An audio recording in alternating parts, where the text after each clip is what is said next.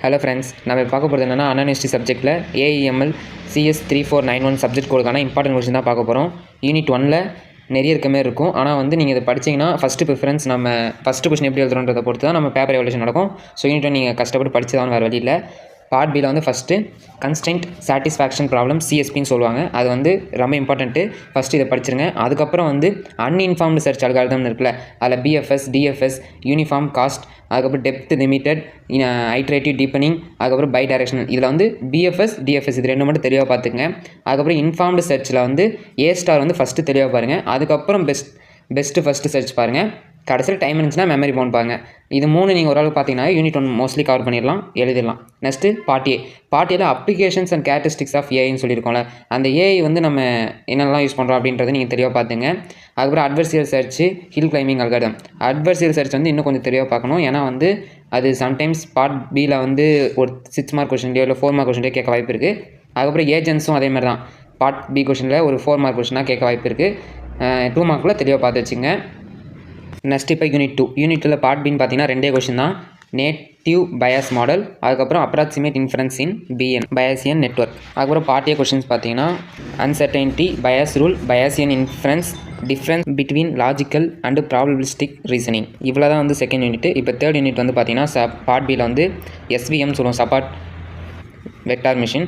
இது வந்து ரொம்ப இம்பார்ட்டன்ட். ஃபஸ்ட்டு தெளிவாக பார்த்துட்டு அதுக்கப்புறம் ரேண்டம் ஃபாரஸ்ட் இல்லை டிசிஷன் ட்ரீ ரெண்டுமே சேர்த்து ஒரு கொஸ்டினாக வரலாம், இல்லை 2 தனித்தனி கொஸ்டின் கூட வரலாம்.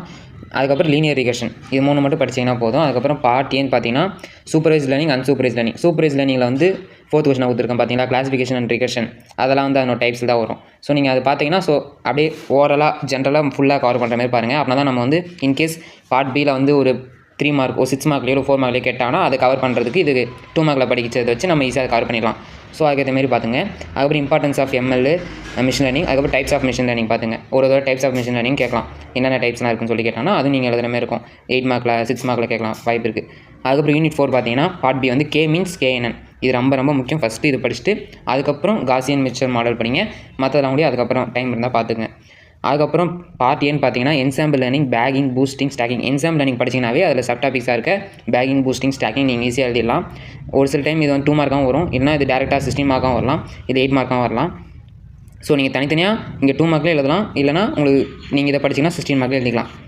அதுக்கப்புறம் யூனிட் 5ல் பார்த்தீங்கன்னா பார்ட் பி கொஸ்டின்ஸ் வந்து 4 கொடுத்துருக்கேன்.